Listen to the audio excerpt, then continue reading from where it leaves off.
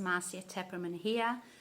I am an embodied leadership coach and well-being specialist. I worked for 22 years as a wellness coach before I went into, leadership development or high performance coaching. And I like to work with high achievers and highly qualified professionals. And my approach is the embodied approach, is the somatic healing approach. I'm also a Gallup Strengths coach, but I want to talk to you today why mindset coaching, why leadership development, talk therapy, and a number of other things that you might be trying isn't helping you, and why I believe that the somatic approach, the embodiment approach, the energy healing approach is a more effective way for you to improve your performance and to create change and growth in one or more areas of your life. So first of all, let's acknowledge that we spend most of our time in our minds. Our minds are very busy. We have been encouraged to disconnect from our feelings and think and rationalize everything. And I know this whole conversation about vulnerability and empathy and self-compassion and self-love, it's all very new and very foreign to a lot of people who think that it's all kind of woo-woo or too warm and fuzzy. It's not realistic, it's not practical. But the reality is that a lot of the theoretical mind-driven methods or talk therapy or mindset work is actually leading people to mind burn and to exhaustion and overthinking. And we really need to find our way back to our bodies, this vessel that was given to us to live and to sense and to access deep wisdom. We more and more we know the connection between our mental health and our ability to be present and respond to life's challenges and our nervous system. And guess where our nervous system is located? It's in our whole body, right? We got the polyvagal theory, demonstrating that that there are a lot of our responses are actually completely outside of our control.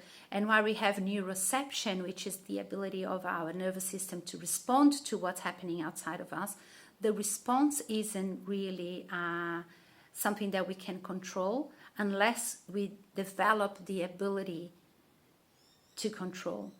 And so we need to understand our responses, where they're coming from, why we respond the way we respond. And a lot of that is rooted in trauma. And by trauma, I don't mean a big traumatic event. I mean the small traumatic events where we felt overwhelmed, where we felt that something that happened was too much, too fast, all outside of your control, and in the absence of someone who was compassionate and empathetic enough to help you soothe your nervous system in that moment. And so that energy overwhelmed your nervous system and it was locked in the body and create some fragmentation. And sometimes those, what we call implicit memories that live in our body, can drive our responses to circumstances in life, such as situations at work or with our partners, with our children, where we are unable to be present and really grounded to respond in a proactive way rather than a reactive way. So that's why we need to kind of move away from the mind model and start to reconnect to our bodies, make a return to our bodies, to be able to receive, first of all, to be with our feelings, to welcome our feelings, to normalize our feelings, and to be able to gain wisdom and information about what our needs are, and to also be able to update parts of us that are living in useless decisions that were made at a time when you didn't understand as much as you understand now. So that is why we need to come back to our bodies and to, reframe some of the decisions that some of those parts of us that were overwhelmed, younger parts of us that were overwhelmed or that felt unseen, unheard, that felt that their boundaries were crossed and that they weren't being supported in the way that they had to be, or that are carrying the trauma of other people in our family. So we gain a tremendous amount of valuable information. We have access to creativity and wisdom and the ability to reprogram our unconscious mind through our body, through the nervous system. And so we can start to really shift the energy and layers and layers and layers of energy that are holding us from showing up and behaving and having the results that we really want to have. And that's the work that I do with my clients. So, a lot of my clients, they do have a therapist as well as a coach. And what happens is that they come to the coaching session with me a lot of the time full of energy, wanting to say so much, and I actually get them out of their minds and into their bodies, and we have breakthroughs. And then the week after that, so much has changed for them that hasn't changed through talk therapy. But when they go back to therapy, they can share from a much more higher perspective the learnings, the takeaways, the insights that they gain by accessing their deepest needs and deeper authentic needs through their body, which can help them make sense of a lot of things a lot more efficiently than they would by reenacting their traumas, replaying their stories, and so on, right? And so let's talk a little bit about mindset work. Same thing with mindset. We know that we have beliefs that we need to replace, but how do we do that when we have parts of us that are still trying to protect us? Parts of us that have made decisions in times where they felt unsupported, unseen, overwhelmed, where our boundaries were crossed, and we're still in that self-protection mechanism, and we want to kind of shift our thoughts, but the unconscious, parts of us that we are not being able to access because we are completely disconnected from our feelings are not communicating with us in the ways that we should communicate.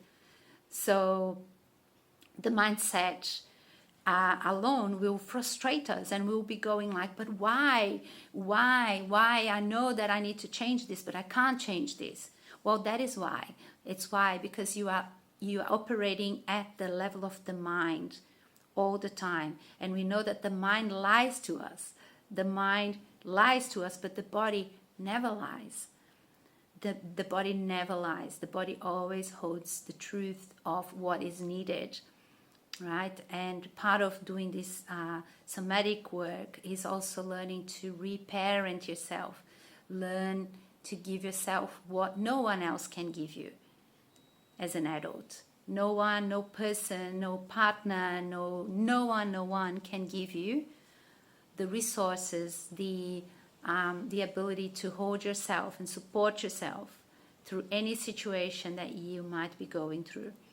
So all of that happens when we are willing to sit with our feelings, to journey through the body, to shift the energy, to access this deep wisdom and also creativity, to rewire our brains in the way that promotes growth, that promotes change, right?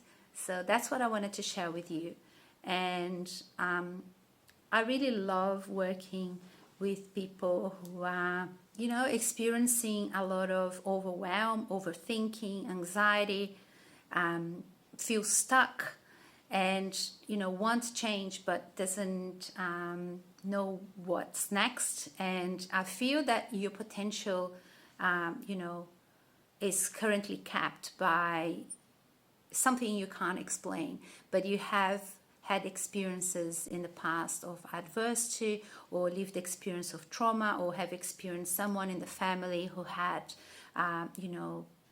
dysfunction of some sort, maybe addiction or mental health, but you are a high achiever who wants to grow, who wants to take a different path, and something is holding you back. You can't really put your finger on what is holding you back. So I love helping people like you.